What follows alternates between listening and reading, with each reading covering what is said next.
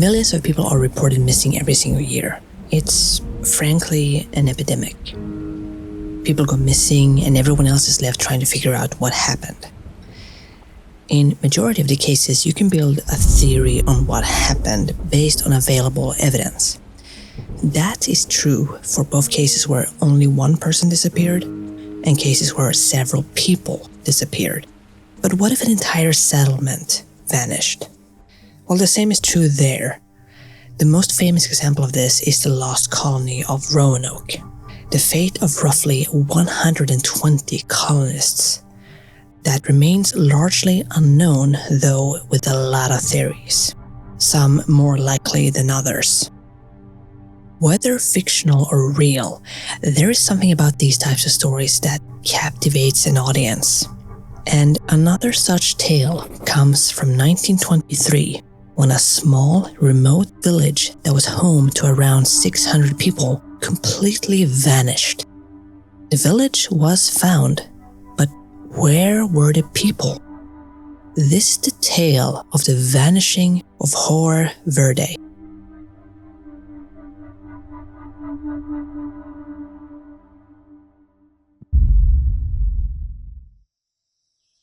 The story goes that there once was a village known as Hoer Verde, a small village that was remote and isolated that around 600 people called home.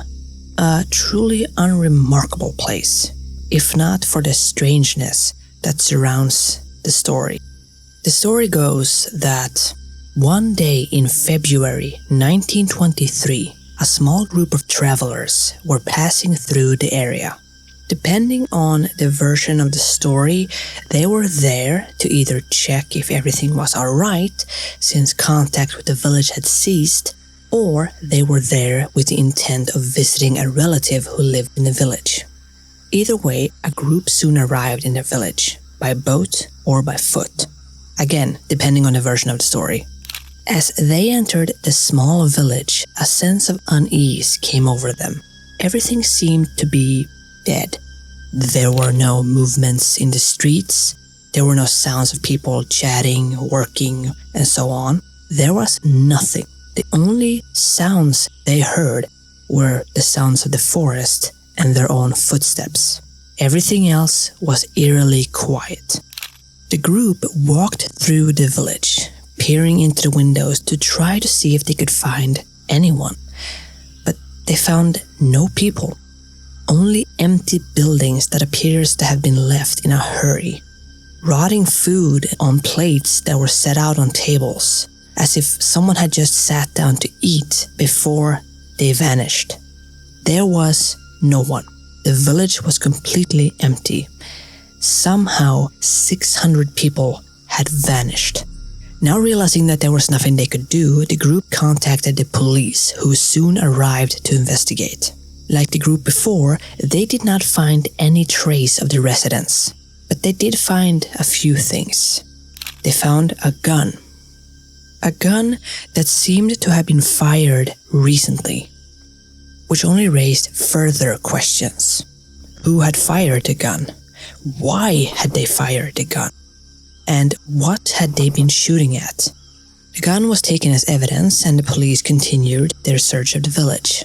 When they checked the school, they found a blackboard on which the words, "There is no salvation," were written. And that's it. That's where the story ends. These are the only details that we have. It's safe to say that this story is a strange one, with so little information and even fewer sources. In later years, it seems to have gotten more of a foothold on the internet, with many theories about what actually happened.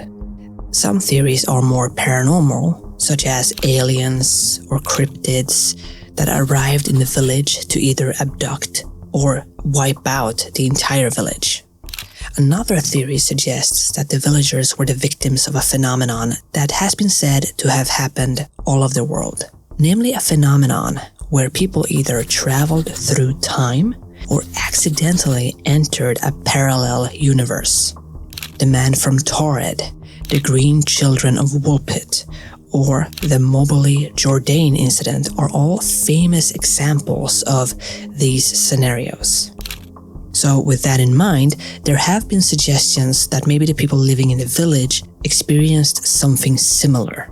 But looking at it more realistically, the most plausible theory is that the village was simply evacuated. And given the timeline of when this supposedly happened, with the backdrop of the political landscape in Brazil at the time, that scenario is believable. In the 1920s, there were a number of rebellions happening in Brazil. And on July 5th, 1922, an incident known as the Copacabana Fort Revolt happened, which in turn led to the Brazilian government declaring a state of emergency in the country. This state of emergency would last from 1922 to 1927.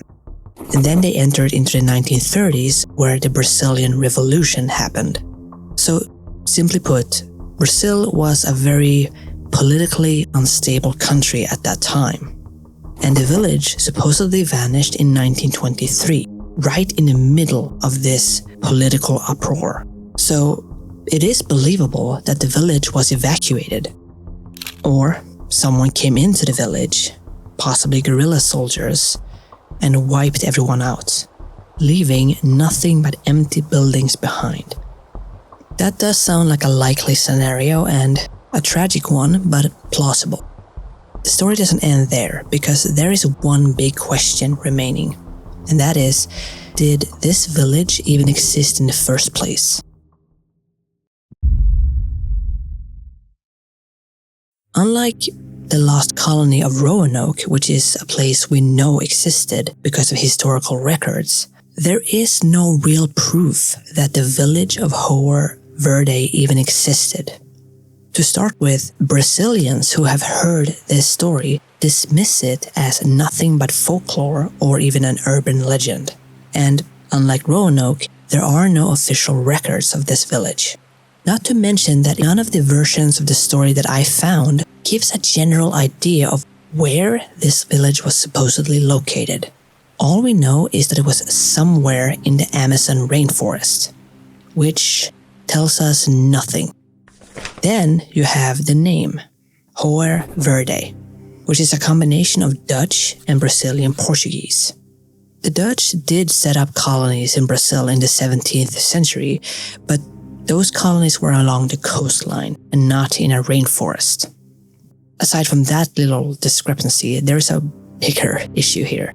If we look up the translation of the words, we get Hoer, green. Green Hoer. Yeah, I don't think anyone would name their home that. Not intentionally anyway. So aside from that, there's more to the name that I will get into later. There is no salvation. Given the scarce details of this story, it's unclear what language this phrase was written in. If it's written in, say, Dutch or Brazilian Portuguese, it sounds like the kind of ominous warning you would find in a horror story, and no real meaning beyond that, since we have no further details. But if the phrase was written in Latin, then that's a little bit different. Perhaps the phrase said extra ecclesiam nulla salus. Outside the church, there is no salvation. So maybe this was just a Catholic phrase written on a blackboard in a school as a reminder for the children, who possibly had Christian teachings as part of their curriculum. But that is of course assuming that there was a village where one such blackboard could be found, which seems unlikely at this point. No official sources, a strange, possibly mistranslated name, and the fact that the people living in the area are not even familiar with the story doesn't point that there's any truth to it. Which leads the search elsewhere. Where did this story come from?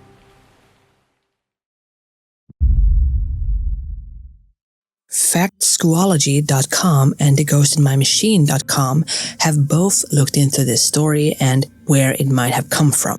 They found that this story is mentioned in several forums, though the sources are rarely mentioned, in fact, hardly ever. Some further digging led to a possible source being a Russian broadsheet newspaper called Pravda, as they allegedly published an article with the story back in April 2004. So the origin is possibly a Russian newspaper.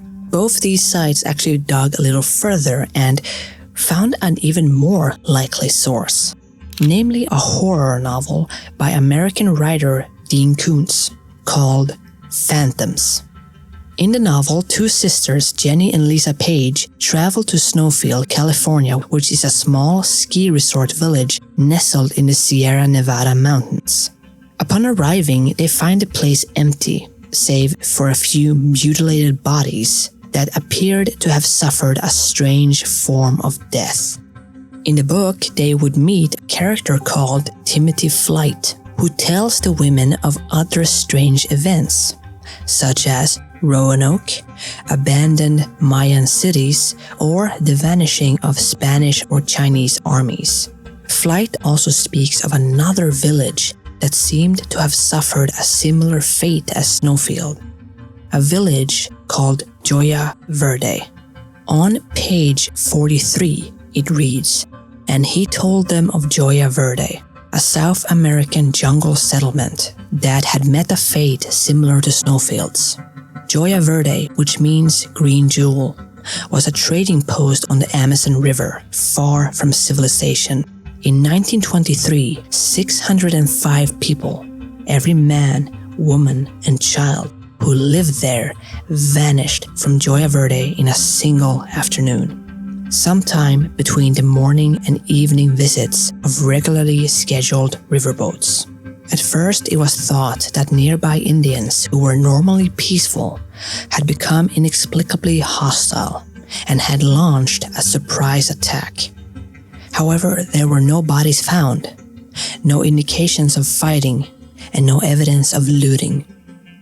A message was discovered on the blackboard at the mission school. It has no shape, yet it has every shape." A close match, don't you think? Too close, though with some errors in spelling possibly. Joya, as spelled in the book, is not a word in Portuguese, but with different spelling we do get the word jewel in Portuguese. How do we get from Joya to Hoer? If we go with the conclusion that both of these sites came to, the story went from fictional in a book to presented as real in a Russian newspaper. And goes without saying that Portuguese and Russian are two very different languages. The letter J in Portuguese is soft, and there is no equivalent in the Russian language. Which means that when the article was written, some changes were possibly made to suit a Russian audience. Joya Verde became Hoer Verde. And if we go by this idea, the fact that it sounds like an actual word in Dutch was most likely just a coincidence. One that worked historically, as the Dutch did have colonies in Brazil.